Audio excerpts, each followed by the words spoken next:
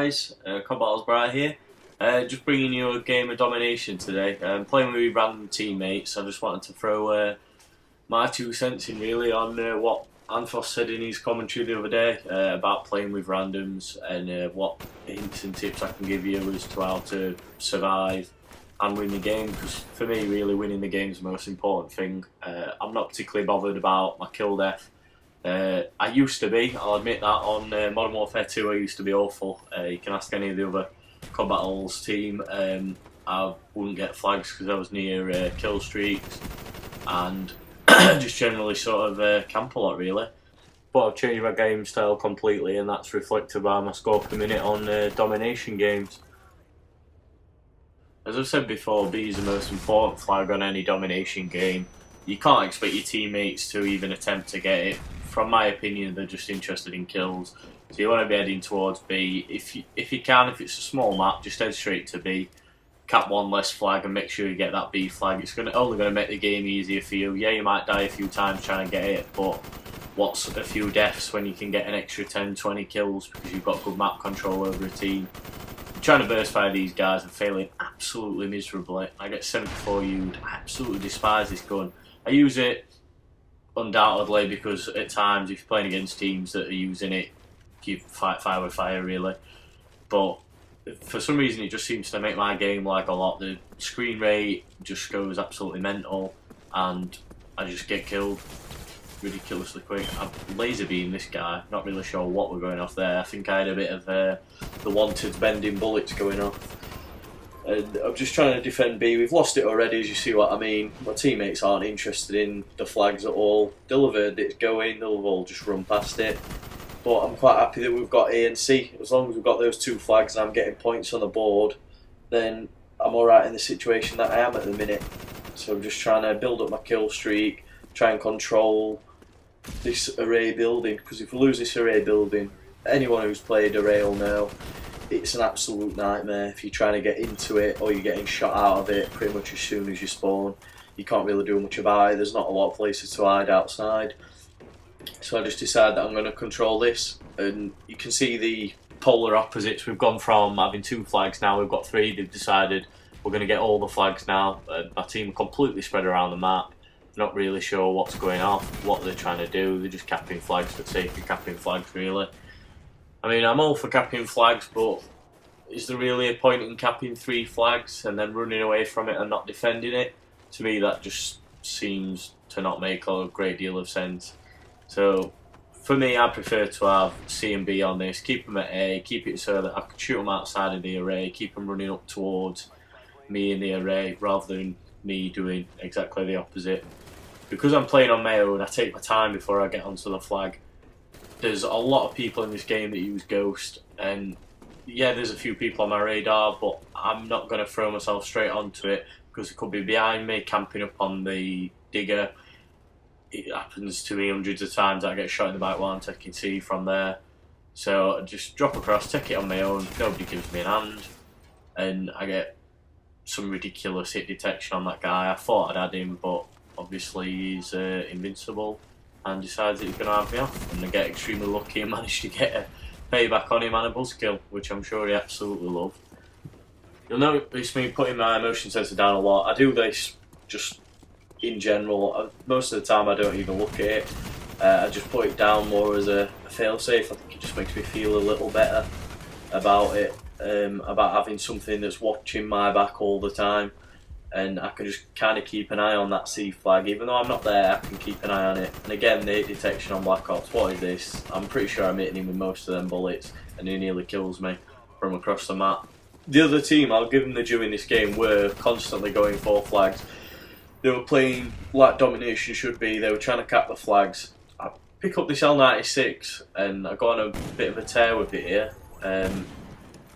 I'm not going to profess to being the best sniper in the world, but I have been getting a bit better recently. I play with someone called Stringer95, and he's been giving me a few hints and tips on my sniping. And as soon as I saw it on floor, I thought, well, why not? We'll just have a do with it.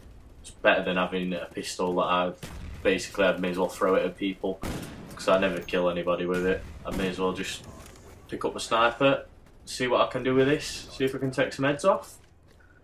back to what I was talking about before, guys, about playing with randoms. You need to be setting out your stall early in the game. You need to be putting fear into the enemy team and not making it possible for them to cap these flags. You need to be really in a central area. You can't be expecting your team to spread out like we would in a team match, like 2 on the left, 2 in the middle, 2 on the right. It's not going to happen. They're all just going to follow the red dots. They're not playing together. They're just trying to do their own thing. So you want to be setting up your central stall, keeping hold of it, and try and keep hold of that B flag. Even if you end up losing A and C, just keep hold of that B flag, because then you're not going to get spawn trapped. You'll also notice in this gameplay that I'm using 3, 8 and 11 kill streaks. I'm only using one that's a little bit of spice for me, so I get a few kills. The rest of them are to benefit my team. I need to give them as much help as I can, and also to give myself as much help as I can, because the enemy team are going to be running about everywhere. I need to expect them to be everywhere and not expect anything to be a given. So if I've got that blackbird up, I know exactly where everybody is, and I can keep defending my B flag, and I can keep dropping back and defending C if I need to. The aim there was absolutely ridiculous, and if that's not a headshot, then I'll eat my own shoe. But we've got them pretty much nice and spawn trap now. My team's spread out, not that they meant to, but should have probably heard that guy or seen him on my motion sensor, but he ends up having me off. I die 9 times in this gameplay, guys. I'd probably die a lot less if I were using the commander that I started with at the beginning of the game, but I get a little cocky really, decide that I'm going to use a sniper rifle instead, but straight away I always do pick up an assault rifle as soon as I possibly can. It just gives you more options really. You're not going to get stuck with just having a single Python and have to have 3 guys off with it. You're just a lot more adaptable as a player really, and it'll benefit you greatly.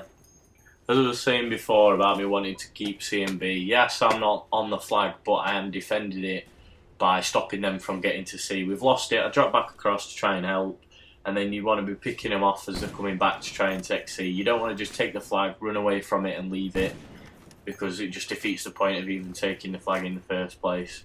So now I've got my C and my B back together, I can come back, drop into my area again. As you can see, we're triple capping again. This was pretty much the state of what was going off in this game. It was just random, just running around. I'll cap any flag that I see. I'll just run about anywhere, not bothered about spawns, not bothered about anything. Just generally people that, I mean, I'm not saying it's their fault, but they obviously don't know much about the game and the way that spawns work. They probably just play it for fun, and that's not a bad thing. I play it for fun at the end of the day. I think just because I've spent the amount of time that I have on the game, I have a bit more of a knowledge about it. I don't profess to be the best player that Call of Duty's ever seen, but I think I'm a slightly above average. I get absolutely wrecked there. Try and panic knife him one of the only times you'll see me knife, and he's absolutely miles away from me, and clearly I'm blind because I missed him.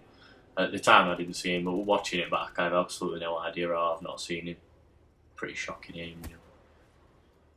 In terms of what I mentioned before about my kill streaks, using dogs I think greatly helps you. Yes, it's 2 more kills than a chopper gunner is, but I think that dogs are better to use purely because you don't have to control the dogs. It's an unmanned kill streak, and while your dogs are running about, they're causing trouble for the opposition team, but it also allows you to constantly defend those flags.